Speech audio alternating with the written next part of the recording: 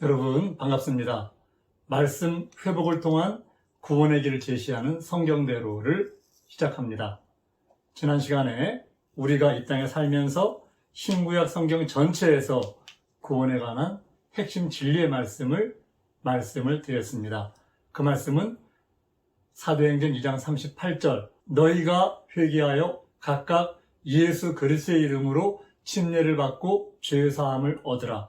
그리하면 성령을 선물로 받으리니 이 말씀이라고 말씀을 드렸습니다. 이 말씀이 바로 이 땅에 처음 전파된 복음이다. 이 말씀이 베드로가 하나님 나라의 문을 여는 천국 열쇠다.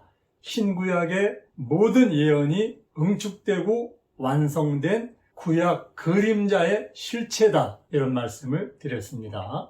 자, 오늘은 처음 전파된 말씀이 어떤 과정을 통해서 전파되었는지, 처음 전파된 말씀의 전파되는 과정에 대해서 말씀을 드리도록 하겠습니다. 예수님이 이 땅에 오셨을 때, 그때는 이 땅은 아직까지 율법 시대, 새 언약이 시작되기 전 율법과 새 언약의 과도기였습니다. 그래서 예수님이 이 땅에 오셨을 때 예수님보다 먼저 등장하는 인물이 있는데요. 바로 침례 요한이 등장하죠. 성경에 보면 누가복음 16장 16절에 율법과 선지자는 요한 때까지요. 그 후부터는 하나님의 나라의 복음이 전파되어 사람마다 그리로 침입하느니라. 이렇게 기록하고 있습니다. 요한이 침례를 주고 활동하던 그 시절, 이때는 바로 율법 시대인데 율법과 선지자는 요한 때까지다. 그러니까 침례 요한은 율법과 선지자의 마지막 사람이다. 이렇게 기록을 하고 있죠. 이 옛 언약, 율법과 선지자는 예수님께서 폐하셨는데요. 어떻게 폐하셨는지 성경을 한번 찾아보겠습니다.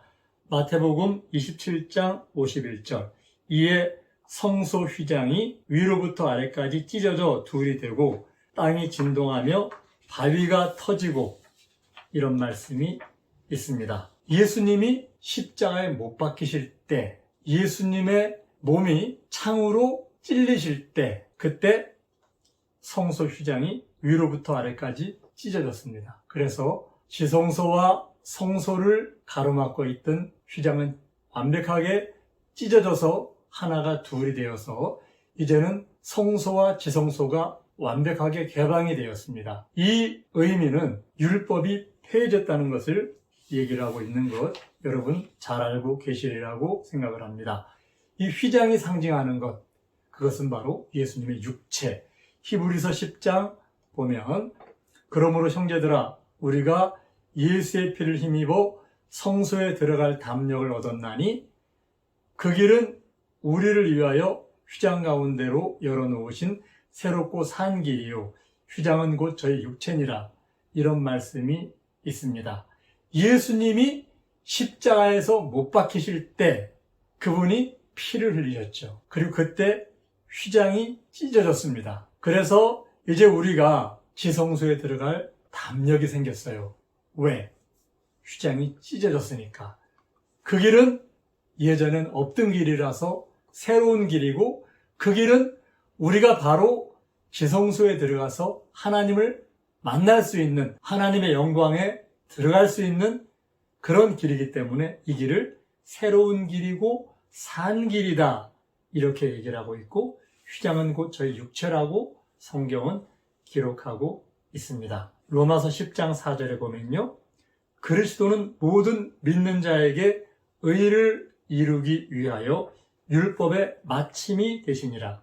이렇게 사도 바울이 로마서에서 증거하고 있죠. 바로 예수님이 십자가에 달리시면서 피를 흘려주시고 그 육체를 찢으신 것처럼 성소와 지성소의 휘장을 찢어서 이제 율법을 끝냈다. 바로 예수님이 율법의 마침이 되셨다. 이렇게 얘기를 하고 있는 겁니다. 여러분 공관복음, 마태복음, 마가복음, 누가복음은 바로 옛 언약에서 예수님이 이 땅에 오셔서 새 언약으로 전개되는 그러한 과도기, 전환기의 그러한 기록들을 담고 있습니다.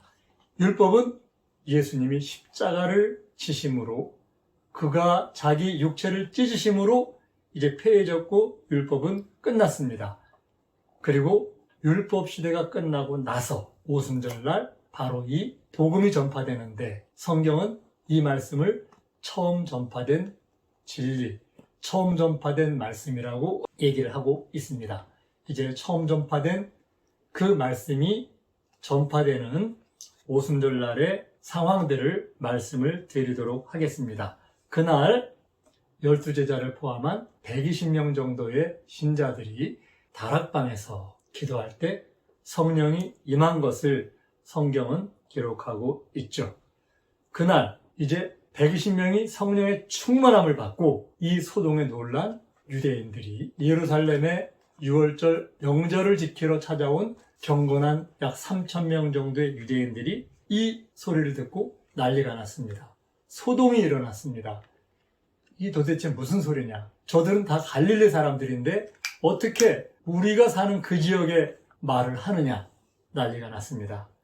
그때 이제 수제자인 베드로가 12제자와 함께 서서 외친 그 말씀, 성경에서 유일하게 신구약 성경 어디에도 없던 12제자가 함께 서서 베드로가 새 언약이 시작되는 그날 외친 그 말씀이 사도행전 2장 38절인 것을 계속 말씀을 드리고 있습니다. 사도행전 2장 14절에 보면요, 베드로가 11사도와 같이 서서 소리를 높여 가로되 유대인들과 예루살렘에 사는 모든 사람들아, 이 일을 너희로 알게 할 것이니 내 말에 귀를 기울이라, 이렇게 얘기하면서 이제 말씀을 진행을 합니다. 베드로가 오순절날 선포된 말씀의 핵심을 정리하거든요. 첫째는 하나님이 육체에 자신의 영을 부어주셨다. 성령이 사람 안에 임하셨다. 그 얘기를 합니다.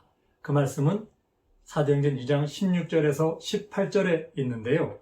하나님이 가라사대 말세 내가 내 영으로 모든 육체에게 부어주리니 너희의 자녀들은 예언할 것이요 너희의 젊은이들은 환상을 보고 너희의 늙은이들은 꿈을 꾸리라. 그때 내가 내 영으로 내 남종과 여종들에게 부어주리니 저희가 예언할 것이요. 이렇게 얘기를 합니다. 지금까지 인류 역사상 성령이, 하나님의 영이 사람 안에 내주하셔서 사람 안에 부어져서 하나님의 성령이 사람을 성전 삼고 우리 안에 계시는 그 놀라운 일이 이날 벌어진 거예요. 이 얘기를 지금 하고 있는 겁니다. 사도행전 2장 33절에 그가 약속하신 성령을 아버지께 받아서 너희 보고 듣는 이것을 부어주셨다. 이렇게 얘기를 합니다. 이들이 놀라서 난리를 치는 그 궁금증을 이렇게 풀어주고 있는 거예요. 그리고 두 번째, 예수님이 부활하셨다. 첫 번째는 성령을 우리에게, 사람들에게 부어주셨다. 바로 요엘의 예언이 이루어졌다. 이 말씀을 하시고요. 두 번째, 예수님이 부활하셨다. 이렇게 얘기를 합니다. 이때까지만 해도 예수님이 부활하셔서 이 땅에서 40일을 계시다가 승천하셨지만 그 40일 동안 예수님이 믿지 않는 유대인들이나 대제사장들이나 서기관들에게 말씀을 전하신 그런 기록은 성경에 없습니다. 예수님은 40일 동안 제자들과 믿는 하나님의 그런 자녀들에게 나타나서 하나님 나라의 일을 얘기하신 것을 성경은 기록하고 있습니다. 그래서 사도 베드로가 그들에게 너희가 십자가에 못 박은 그 예수님께서 부활하셨다. 이렇게 얘기를 합니다. 사도행전 2장 23절, 34절에 보면요. 그가 하나님의 정하신 뜻과 미리 아신 대로 내어준 바 되었거늘 너희가 법 없는 자들의 손을 빌어 못 박아 죽였으나 하나님께서 사망의 고통을 풀어 살리셨으니 이는 그가 사망에게 매여 있을 수 없었음이라. 이렇게 얘기합니다. 이제 예수님의 부활을 온 유대와 예루살렘의 모든 유대인들에게 공개적으로 선포합니다. 세 번째, 다윗이 예수님의 부활을 증거했다고 증거합니다. 왜 그런가 하면 유대인들은 자신들이 아브라함의 자손이고 다윗의 자손인 것 아주 자부심을 갖고 있거든요. 다윗은 유대 역사 모든 왕들 중에서 가장 위대한 왕으로 예수님께서 다윗의 자손으로 오실 만큼 유대인들이 다윗은 존경하는 그런 자신들의 조상입니다. 그 유대인들이 존경하는 다윗 왕.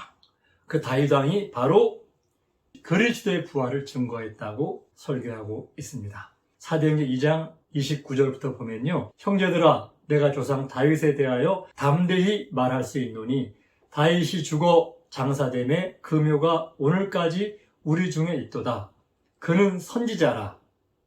그는 미리 보는 거로 그리스도의 부활하심을 말하되 저가 음부에 버림이 되지 않고 육신이 썩음을 당하지 아니하리라 하더니 이 예수를 하나님이 살리신지라 이렇게 얘기합니다. 우리가 다 이 일의 증인이다. 다윗이 얘기한 부분을 설명하면서 우리도 예수님의 부활의 증인이다. 이렇게 얘기를 합니다. 초대교회 사도들과 사도 바울, 제자들, 이들 모두는 예수님의 부활을 증거했습니다. 부활을 통해서 모든 복음이 시작이 되기 때문에 예수님이 부활하지 않으셨다고 하면 죄사함도 없고 우리가 성령으로 다시 위로부터 나는 하나님의 은혜도 없습니다. 모든 것은 부활로부터 시작을 합니다. 그래서 부활을 증거하는 것을 우리는 알 수가 있습니다. 네 번째, 예수님을 하나님이 주와 그리스도가 되게 하셨다. 이렇게 얘기합니다. 너희가 십자가에 못 박은 이 예수를 하나님이 주와 그리스도가 되게 하셨다. 이렇게 얘기를 합니다. 이때 예루살렘의 지금까지의 분위기는요, 예수님이 십자가에 못 박히신 지 이제 불과 50일밖에 안 되는 시점이에요. 그러니까 아직까지도 예수님은 이단의 괴수, 자기들이 십자가에 못 박을 만한 그러한 바라바보다 더 악한 죽어야 될 사람, 이게 지금까지 예루살렘의 분위기였어요. 그런데 성령을 받기 전이었다고 하면 이렇게 담대하게 몇천 명의 군중 앞에 담대히 나아가서 이 말씀을 전하지 못했을 거예요. 그러나 성령의 충만을 받고 나서 이제는 성령의 능력으로 자신의 생명도 아끼지 않는 그런 사도로 변한 걸 우리 알 수 있죠? 여러분들도 성령의 충만을 받으면 예전에 성령 충만 받기 전에 그 사람이 아닌 것을 아마 많이 경험해 보셨으리라고 생각을 합니다. 그래서 이제 사도는 바로 너희가 이 예수님을 십자가에 못 박아 죽였다. 이렇게 외칩니다. 그런데 예전 같으면 이를 갈면서 돌을 들고 달려들었어야 될 이 사람들이 마음이 찔렸습니다. 예수님을 십자가에 못 박을 그 당시 그들은 예수님을 죽이라고 외치고 고함치던 사람들입니다. 예수님을 조롱하던 사람들입니다. 그런데 이들이 이제 베드로의 이 말씀을 듣고 마음이 찔려서 그래? 우리가 메시아를 그리스도를 십자가에 못 박아 죽였단 말이야? 우리가 예수님을 죽였네? 형제들아, 그럼 우리가 어떻게 해야 돼? 우리가 어찌할꼬? 하고 묻습니다. 이 질문은 바로 이 말씀을 듣는 형제님의 질문, 이 말씀을 듣는 자매님의 질문, 우리 모두의 질문인 것입니다. 왜 그런가 하면 우리 모두도 예수님을 십자가에 못 박게 한 그 장본인들이거든요. 바로 예수님은 인류의 죄를 속하기 위해서 십자가에 달리셨습니다. 바로 우리가 예수님을 십자가에 달리게 한 똑같은 사람들인 거예요. 유대인들과. 유대인들이 질문한 우리가 어찌할꼬? 이 질문이 그래서 바로 나의 질문이고 여러분들의 질문인 거예요. 거기에 대한 대답, 천국 열쇠를 갖고 있는 베드로의 대답, 예수님의 수제자의 대답, 이 대답이 너희가 예수님을 십자가에 못 박아 죽였지. 그러면 회개해. 회개하고 각각 예수 그리스도의 이름으로 침례를 받고 죄 사함을 받으라. 그리하면 성령을 선물로 받는다. 이 말씀은 인류를 향한 구속에 대한 성경적인 답변인 것을 여러분들은 명심하시기를 예수님의 이름으로 부탁을 드립니다. 감사합니다. 성경대로